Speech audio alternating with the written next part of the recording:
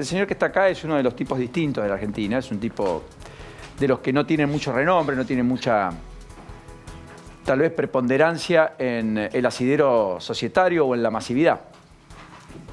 Pero silenciosamente son los que contribuyen y aportan granitos de arena para que la Argentina y el mundo sean mejor.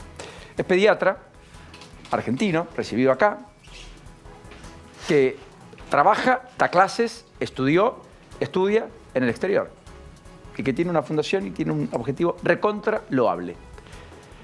En un contexto de un país cuya principal tragedia es tener a 1 de cada 3 de sus habitantes bajo la línea de la pobreza, y por sobre todas las cosas a casi la mitad, porque el 48% es casi la mitad, pero básicamente es la mitad, de los menores en esa condición de pobreza, lo cual es más dramático.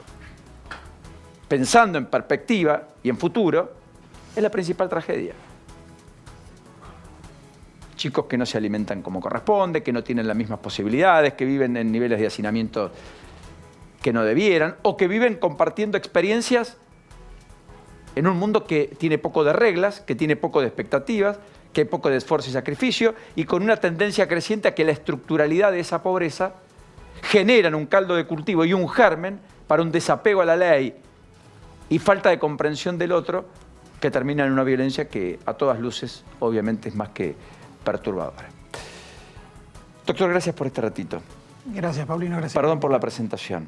Fernando Pollack, médico pediatra, infectólogo, matrícula nacional número 83.428. ¿Dije bien? Está bien, me hace sentir viejo, ahora es una matrícula bastante baja, sí. ¿Se recibió hace cuánto tiempo? Hace 28 años. ¿Estudió en la universidad pública? Estudié en la universidad, en la UBA, hice la residencia pediátrica en la Argentina y después me fui afuera y hice el resto de la formación. ¿Hizo máster en el exterior?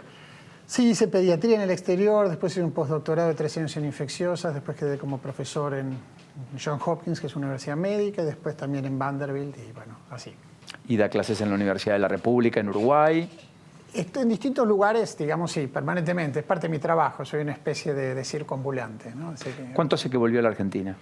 volví a la Argentina en el 2003. No, digamos, yo mantuve mi posición en el extranjero, pero en el año 2003, de alguna manera, yo quería vivir en la Argentina y quería trasladar y devolver parte de lo que me había dado la educación en la Argentina a la Argentina y iniciamos en esa época una aventura que fue crear la Fundación Infant. La Fundación Infant es esencialmente hoy un grupo de investigadores, todos muy parecidos a mí, en el sentido de tener un cargo en una universidad de primer nivel en el extranjero y haber venido a la Argentina por un deseo de cambiar la situación, de mejorar la situación.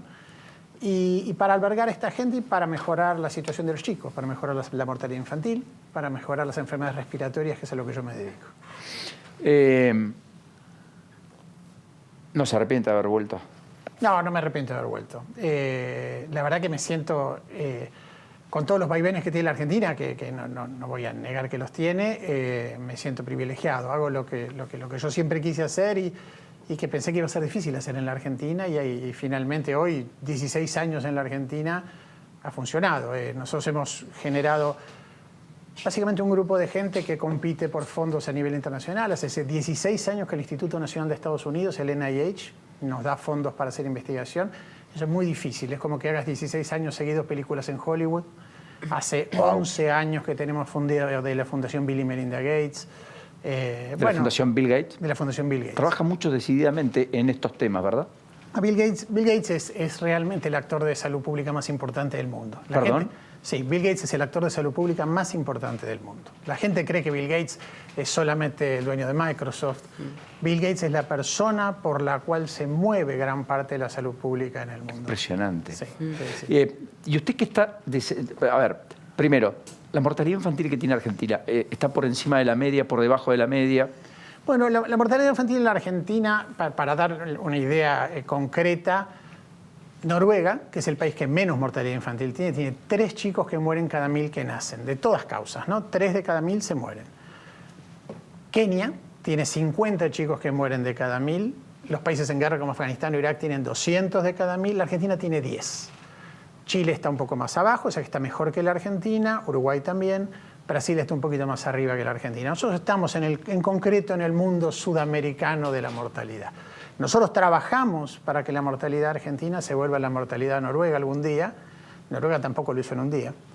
Pero por suerte no tenemos que trabajar con la mortalidad keniata. Así que, ¿hay políticas de Estado?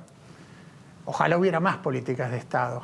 Muchas veces también allí en la salud hay respuestas espasmódicas, etcétera, como cuando tenemos los episodios de Boca River, entonces desempolvamos proyectos contra las barras bravas, que después discutimos. Cuando hay 4 o 5 homicidios fuertes, queremos agravar las penas. ¿Hay algo de eso o no? Si uno mira la curva de mortalidad a lo largo de los años, si uno mira cómo se ha comportado la mortalidad infantil en la Argentina a lo largo de los últimos 20 o 30 años, claramente algo debemos estar haciendo bien, porque la mortalidad sostenidamente ha ido bajando. Si uno mira las áreas más carenciadas de la Argentina, a las que te referías en un principio, a las áreas más vulnerables, tenemos mucho que hacer. Y ahí es donde nosotros trabajamos. Nosotros trabajamos en mortalidad infantil comunitaria, en entender por qué muere un chico en la casa en vez de en el hospital. ¿Y de qué se muere en la casa? ¿Por qué muere un chico en el hospital que cuando va al hospital en Estados Unidos no se muere? ¿Por qué en la Argentina, cuando en Estados Unidos se mueren 50 chicos entre 4 millones de nacimientos? 50 entre 4 millones. De bronquiolitis. Si nosotros trasladáramos las zonas más vulnerables de la Argentina a la población americana, digamos, bueno, en estos 4 millones queremos que se comporten todos como si vivieran en Villa Fiorito, se morirían 2.200. ¿Cuántos? 2.200. Es exponencial. Sí, la diferencia, ahí es donde está la brecha. Hay 3 grupos de países en el mundo. Hay países en el mundo que una intervención como el agua potable, bueno, a todos les viene bien, ¿no? Pero sí, les cambia la realidad por completo. Una vacuna, la Sabin, despeja la poliomielitis. Hay países en el mundo donde hoy están mirando si van a hacer terapia génica para sacar un gen de los ojos de una persona ciega y ponerle el gen correcto y curarle la ceguera. Eso es lo que está pasando en los países. ¿Eso ya pasa hoy? Esas son cosas que son las que vienen ahora. Sí, eso es lo que va a pasar ahora. El tema son los costos de esas drogas. Argentina está en el medio. Argentina accede a las vacunas, no accede todavía a veces a esos avances, pero es donde, en el medio es donde se ve de alguna manera el edificio cuando cruje, ¿no? Porque ahí es donde se cuela la situación keniata o donde se luce la situación europea. Depende de donde uno esté asentado. La ciudad de Buenos Aires como faro, tal vez para muchas cosas de excelencia, y algún lugar en Charata, Chaco, donde surgió la epidemia del dengue, tal vez mucho más retrasado. ¿Me explico? Sí, absolutamente. Y depende de donde uno esté, tiene más o menos salud. También eso es un problema. Sí, totalmente es un problema, y es un problema que nosotros trabajamos para remediar encontrando estrategias. Hay una convicción general que es que los problemas, a la gente le gustan las soluciones simples, ¿no? A todos nos gustan las soluciones simples. Entonces imaginamos, bueno, acá hay un nuevo polvo de abeja que nos va a curar todos los males. El tema no es cuán simple es la solución, sino cuán bien entendido está el problema. Eso yo quería preguntar, porque hoy hay muchas corrientes que están en contra de la vacunación, que dicen que la vacunación no es buena para los niños porque tiene, si se lee el prospecto, muchas contraindicaciones y demás. Me gustaría que usted explique la importancia de la vacunación, o cuál es su opinión, ¿no? Yo te doy un ejemplo concreto en la Argentina. En el año 2009, cuando llega la pandemia de gripe a la Argentina, la verdad es que, te cuento más una experiencia personal. Yo tengo un amigo mío, muy amigo, que es mexicano y que me llama por teléfono. Yo estaba hablando en Turquía y me llama a la noche al hotel y me dice, mira, Fernando, me llamaron, me dijeron que nos vayamos de la ciudad.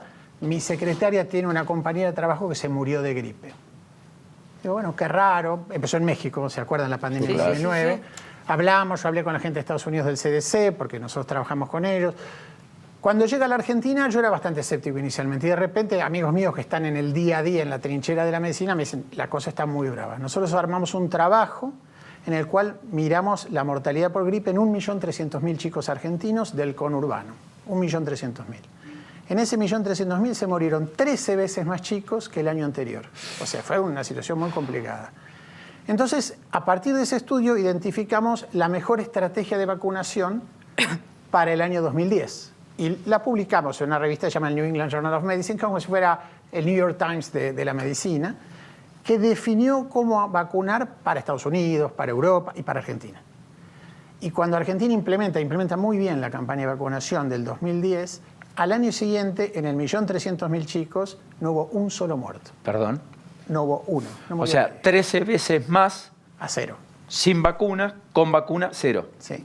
Sí. O ponele, cuando yo empecé a trabajar en sarampión, que fue mi primer trabajo, en Baltimore, en Hopkins, se morían 1 millón de chicos de sarampión y hoy se mueren menos de 100.000. O sea, en números redondos hay más o menos que serían 15, 20 estadios de River llenos de chicos que sobreviven todos los años gracias a que existe la vacuna de sarampión, que entre paréntesis vale 12 centavos de dólar. ¿Cuánto? 12 centavos de dólar. Por la masividad que tomó. Porque eventualmente en los países pobres el costo es muy bajo. Bill Gates tiene mucho que ver con que la gente acceda a vacunas en los países pobres con poco costo. Usted dijo bronquiolitis. Si no tengo malentendido, la bronquiolitis es la principal causa de muerte en los menores de 1 año, ¿puede ser? Sí, sí, se sabe más que muchísima gente, es absolutamente verdad.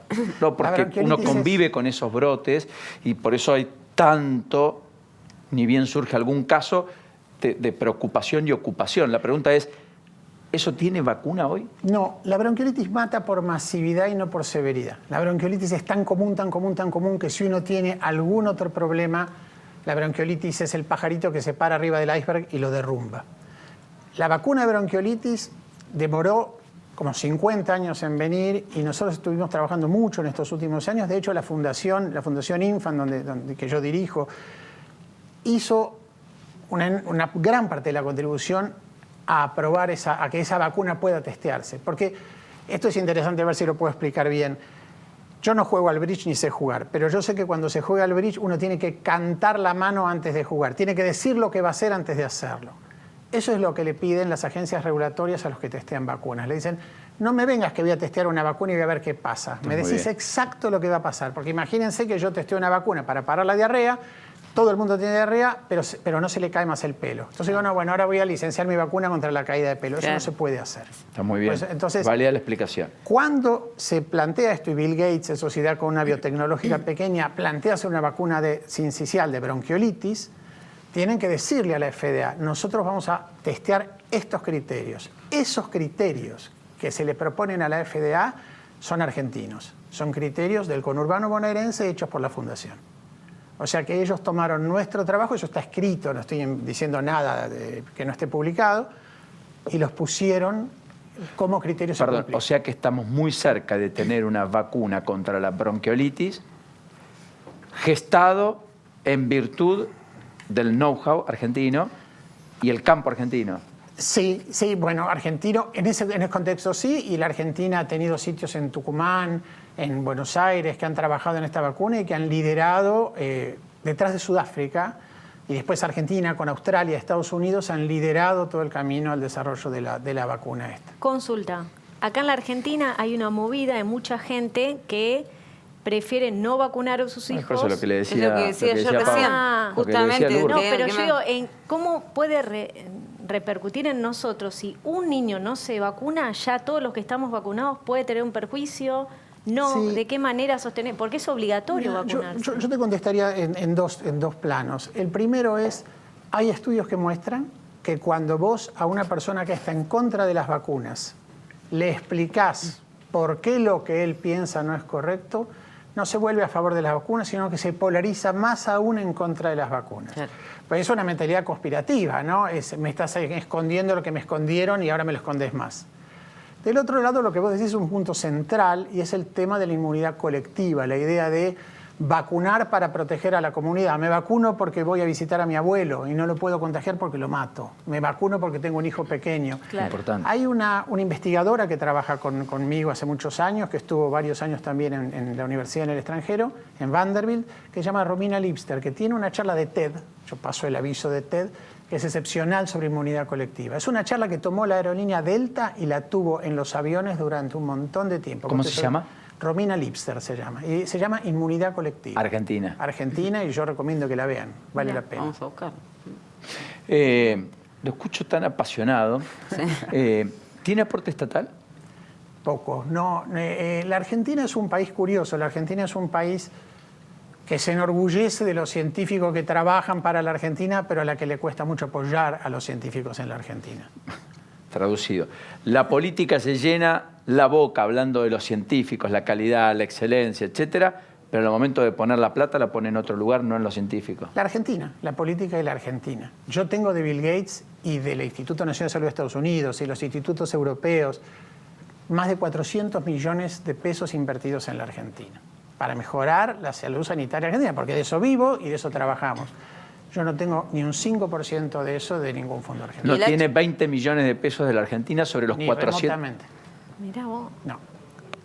Qué bárbaro. Increíble. Qué impresionante, qué momento en la noche, ¿no? Porque qué lindo para un viernes poder hablar de estos temas. ¿Siente que el principal desafío está ahí? Siento que hay un desafío central que es, no solo para mí, sino para un montón de gente que hace ciencia, el compromiso con el desarrollo de la ciencia en las áreas argentinas. Hay una discusión muy grande que es ciencia para qué y cuál. Y yo no soy una persona que tenga una visión renacentista de la ciencia. Yo no creo que la Argentina sea un país todopoderoso que deba hacer de todo. Pero hay cosas que necesita hacer. Y hay gente muy buena. Y no hablo de mí, hablo de gente que yo, Gabriel Rabinovich, Korenblit, Jorge Hefner, gente excelente en ciencia. Y el apoyo a esa gente es muy importante para crecer. ¿Puedo compartir un caso muy dramático del día de hoy que ha generado una enorme polémica, con planteos judiciales, con proyectos de ley, con pedidos de renuncia? Pasó en Concordia. Un bebé sobrevivió varias horas a un aborto y este bebé conmovió al personal de este hospital. Amplió los objetores de conciencia, médicos que dicen, no, a partir de esto yo no voy a interrumpir un embarazo. 7 médicos así lo dispusieron. Fueron testigos de un hecho que los perturbó y mucho. Prácticamente no ha tenido difusión. Fue de una mujer que estaba en el semana 22 de embarazo. Per se, ¿tiene postura respecto a aborto sí, aborto no? No, yo tengo una percepción de esto que respeta las posturas de las distintas gentes. Yo, desde mi punto de vista, creo que hay instancias como esta que me está relatando en las que hay que proteger a la madre y hay que proteger la situación. Pero entiendo que hay gente que después tiene otras posturas. No es el área en la que yo trabajo, es una opinión personal mía, nada más.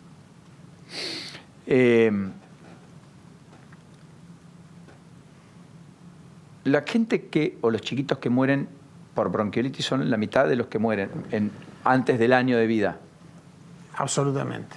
¿La otra mitad de qué muere? Cuando nosotros empezamos a trabajar, lo que imaginamos es que la mortalidad, y sobre todo la mortalidad comunitaria en la Argentina, que es la mortalidad de los chicos en el hogar sin atención médica en el momento en el que se mueren. Es el chico que muere lo que nosotros llamamos la muerte silenciosa. Se muere en la casa porque se queda callado. Y la familia está tan sobrepasada socialmente que cuando va a buscar el chico es demasiado tarde. ¿Y el tema de HIV? ¿Hay mucho en Argentina en niños? No comparativamente con otros países, pero lo que pensamos es que iba a haber mucha violencia. Entonces pensamos que cuando miráramos la mortalidad iba a ser chata, porque la violencia no respeta mucho las temporadas. No hay violencia de verano, hay violencia. Correcto. La mortalidad argentina tiene un patrón muy concreto que es invierno. Es invierno por contaminación, es invierno por infecciones virales, es invierno por hacinamiento. La mortalidad infantil evitable en la Argentina. No la mortalidad infantil de las causas congénitas complejas, etcétera. La evitable. La evitable sí, es cuánto de los 10 chiquitos sobre 100.000 que mueren. Bueno, voy a hacer una respuesta en la que le voy a estar trampeando, 7, porque Noruega pierde 3. Así que hasta ahí seguro. ¿La lactancia materna evita esa muerte? Sí, si yo tuviera que decirte una medida, que... Escúchalo. Que claramente protege a los chicos y que sale rutinariamente en todos nuestros estudios como protectora contra la bronquiolitis grave, la bronquiolitis que lleva al chico a la consulta, la mortalidad infantil, la terapia intensiva, es la lactancia materna. Te quiero. Bueno, por lo menos hasta los 6 meses exclusiva, ¿no? Exclusiva. Eso exclusiva. Seguro. Sí. Esta señora hace mucho por eso. Yo hice 2 por eso años dice te quiero. 7 años seguidos amamanté y doné. Bueno, nosotros hicimos un trabajo grande en la provincia del Chaco y la provincia de Corrientes, una experiencia increíble, 5 años, con el banco de leche del Hospital Perrando. Y la lactancia llegó a estar, cuando estaba en unidades de similar características en Buenos Aires, en un 55% en chicos prematuros extremos. Son chicos muy chiquititos que nacen con menos de 1.500 gramos. Llegamos arriba del 90% de lactancia. Tanto que nosotros queríamos ver qué le pasaba al chico que no lactaba y no teníamos nadie que no lacte. No podíamos conseguirlo, pero la gente decía, muy bien, funciona. Doc, gracias por este rato. Gracias, no sabe lo que le agradecemos. Gracias. Gracias por la tarea, además. Primero y fundamentalmente, Sí, gracias por eso. Fundamentalmente.